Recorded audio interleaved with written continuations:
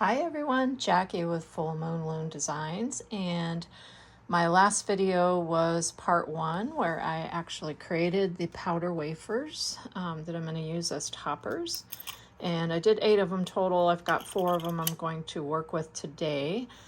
So part 2 is actually putting these to use in some flow projects, and I'm going to try them in a few different ways. What I've done is I've cut some scrap glass into approximately 2-inch squares. Some of them are a little more rectangle because it's just the piece of scrap that I had on hand, and some are just slightly over 2 or slightly under. But I've got 4 stacks of clear for each one, and I'm going to take one of these. I did soak these in a little bit of vinegar water just to make sure I had everything off the back of it. Again, if you saw my last video, this is not paper or any of that because it all stayed intact on my shelf. This is just the white powder that I used as the background. So I'm just going to lay one on top of each one. I'm not putting any powder between layers here. I'm not, I don't care that my pieces are square when my toppers are round because this is probably going to round out quite a bit. So I'm just going to place these on top to begin with. Sorry if I'm blocking the view here.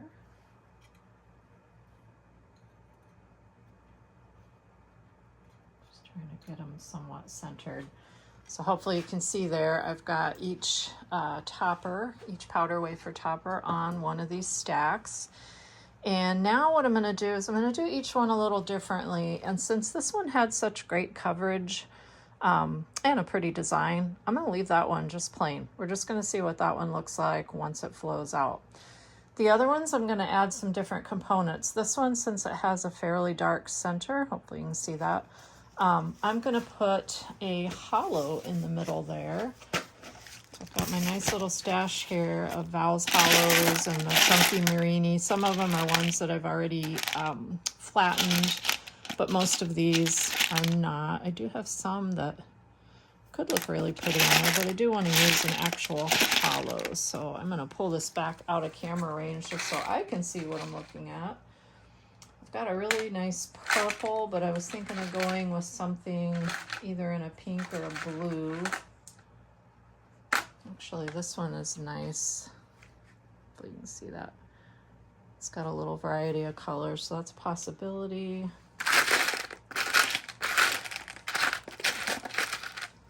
Here's a nice taller piece that's not hollow. It's got some fill to it.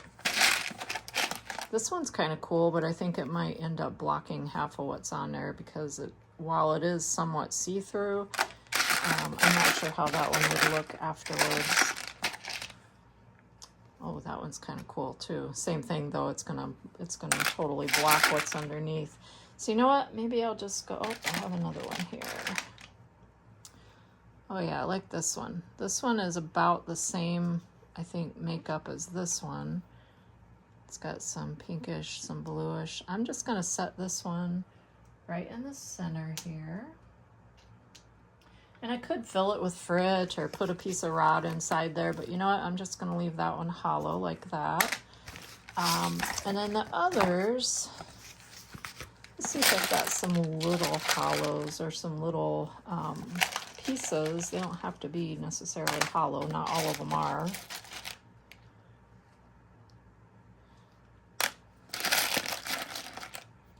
So I have some that are fairly small. Oops, I just lost one. There's a little one there that's a possibility.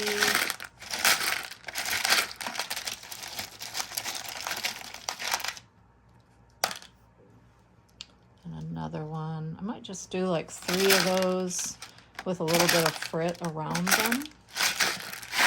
See if I can find one more pretty similar in color and shape.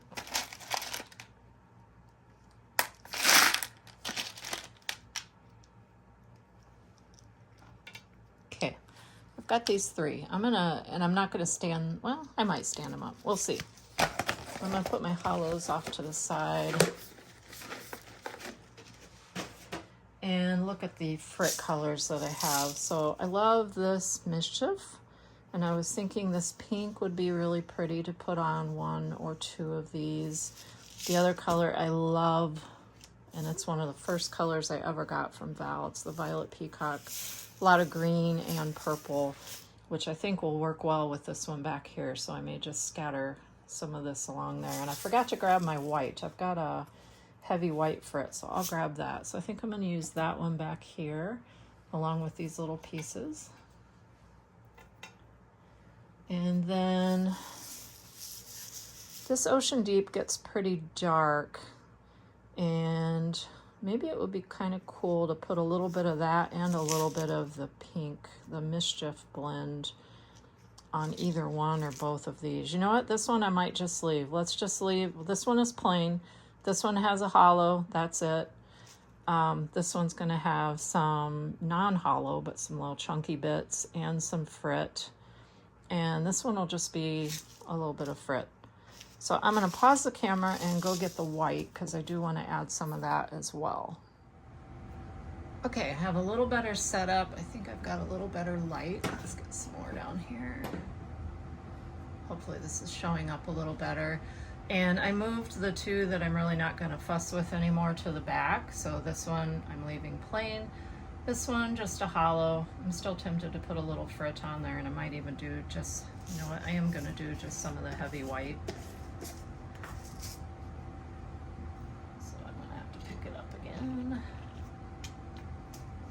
I brought my trusty little needle tip bottle of hairspray over in case I want to use that.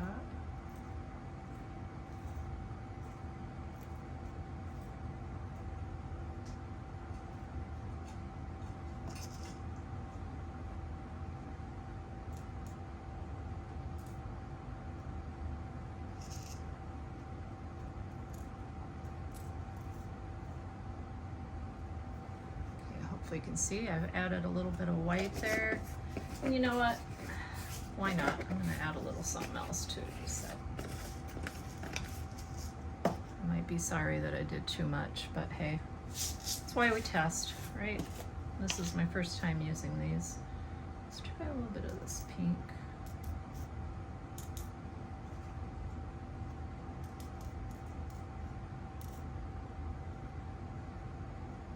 So hopefully you can see there, I've got a little bit of pink frit. This is the Mischief blend, the heavy white. And then I'm just gonna set that guy in the center, pretty close to the center, and put this one back down. Ugh, hands are not steady. And it's hard to do this at the end of a work day too, but hey, this was my last working Monday. Yay! All right, so that back one back there looks good. This one, oh, here comes Rocco. Hi, buddy. Are you in camera? Almost. Hi. Rocco came to visit. All right, this one, let's see. This one, we wanted to use these pieces on. So this is kind of fun. They've got almost like a rainbow in the center, at least on one of them. So I'm just gonna set the three of them up in the center. And this is the one that I'd like to use the Violet Peacock frit on. And I did it again. I started working on it up here when I should have done it here. So let's do the frit first. I'm not doing a really heavy ring of it. I know Val did some flows with powder, with wafer toppers, and she had a nice amount of frit around as a ring. I'm just putting a few little pieces down. I seem to want to navigate back here.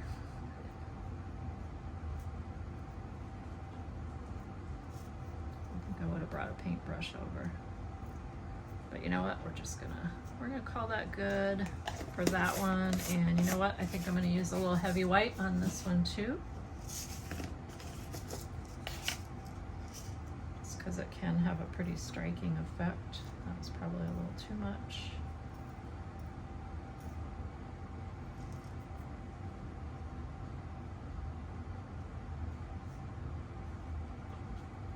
And then let's set this back up here.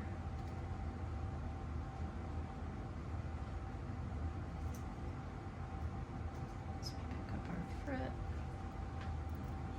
not going to bother with the hairspray glue on it. Okay, let's see if we can set these down. Got 1,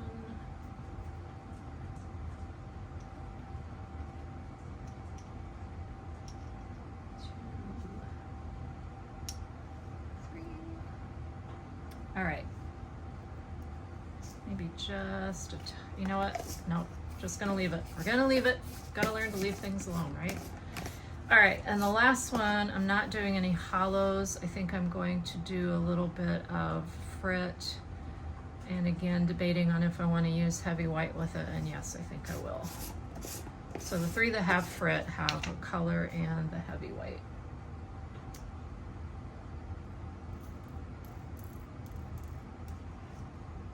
Once again, I didn't take it down off the stack first, but that's okay.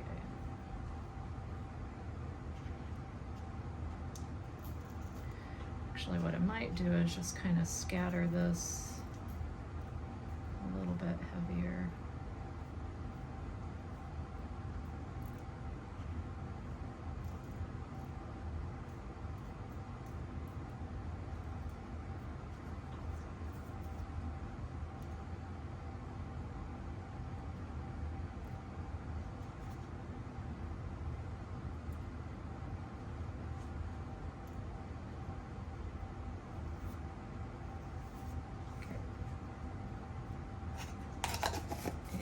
Bit of the heavy white.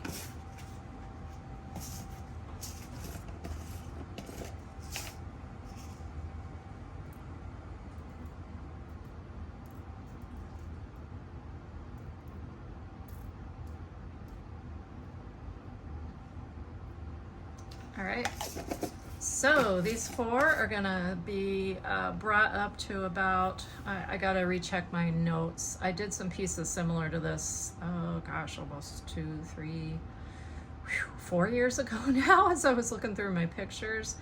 And I didn't do like a slow ramp up or any holds really. I just did, well, I think I actually went 600, but I think I'm gonna go 500 an hour.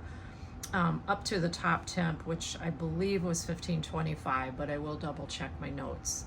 And then hold that for, I don't remember if it was 45 minutes or an hour, but by the time I'm done with this video, I'll post any schedules that I use.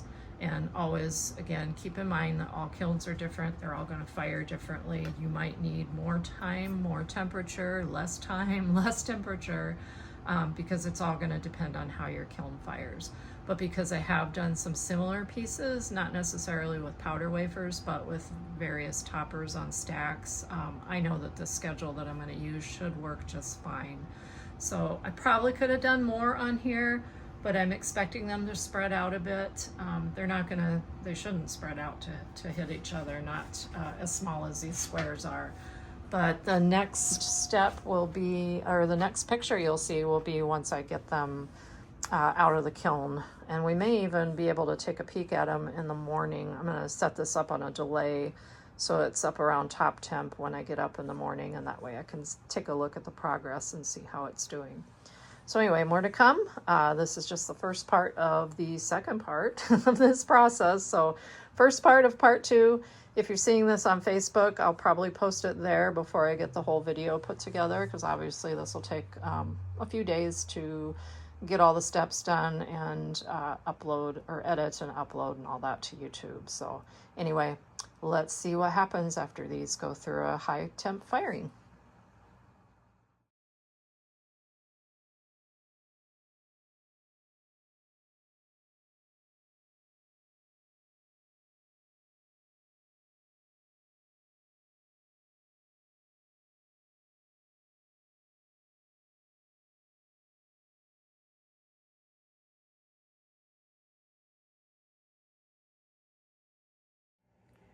All right, let's take a look at the program. I've got it on a delay to start in a little over 8 hours from now.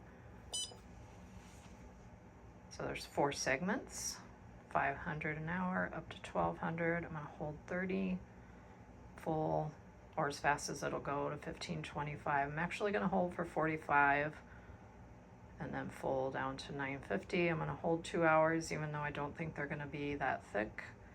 and then 100 down to 600 and off. So in a little over 8 hours, the kiln will kick on, and then they'll start firing, and about the time I get up, they should be about to the top temp, and we can take a peek and see how they're looking.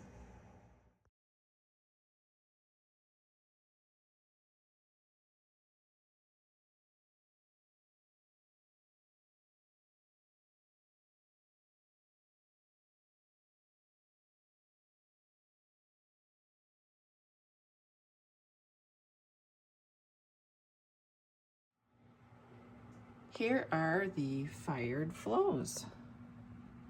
This one is interesting because there was no frit put on top of that one, but the white from underneath kind of migrated up to the surface. That's pretty cool.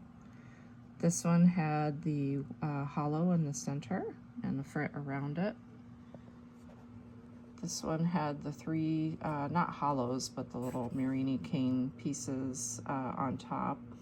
They had kind of a rainbow center, and you can see that. One looks like it may have, the top one there looks like it may have stayed in an upright position. The other two did fall over. And this one's probably my favorite. This one had ocean deep frit with heavy white. This one, the frit was the violet peacock and heavy white. You can see a lot of the green from that. This one was the magenta in heavy white. And this one had nothing on top, but the heavy white powder migrated up to the surface. So really cool effect. So you could really not even have to add anything to them. I wanted to do a quick measure on them because when I initially made the wafers, they were 3-inch rounds. They shrunk to about 2.5. And then when I created the stacks, they were 2-inch squares, 4 high. This is measuring about 3.5 inches.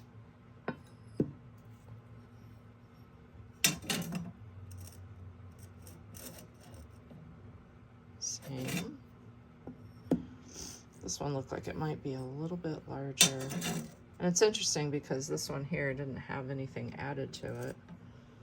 This one is more like 3 3/4. That could be because of those 3 pieces that were laying on top, plus frit. And about 3.5 inches. I like how they rounded up nicely. The schedule I used, I probably could reduce the hold a little bit. When I checked them after 10 minutes at 1525, they looked like they had gone pretty round already and were smooth. But I had it set for 45 minutes, and I think next time I probably maybe only need to go 20. I'm going to go back through some other notes of other flows that I've done, as well as check in with some of them that Val's created. But I didn't do a lot of holding and stuff up to that. The firing temp, or the firing schedule I used to flow, I went 500 an hour to 12. Let's see, was it 1250? Let's take a look. I know I did a video of the program already, but let's just take a look again. I can't remember if it was 12 or 1250. Okay, 500 to 1200 I held there for 30 minutes. And then I just did as fast as it would go up to 1525. Held for 45, but I think we could get away with probably half that. And then full, I brought it down to 950 for annealing. I held it for 2 hours. They're not super thick. Probably could have done even 90 or even an hour. And then 100 to 600 and off. Okay, we don't care about that. We're not going to start it today. Oh, I did want to look at the thickness. Let me pause the camera and I'll go get the calipers. I did measure the thickness. I had difficulty trying to do that on camera, and as I was recording, my alarm went off on my phone to get up. I'm already up, but it cut my video. So just gonna tell you, they each measured right in between 6.8 and 6.9 millimeters, so just a little over 6 millimeter.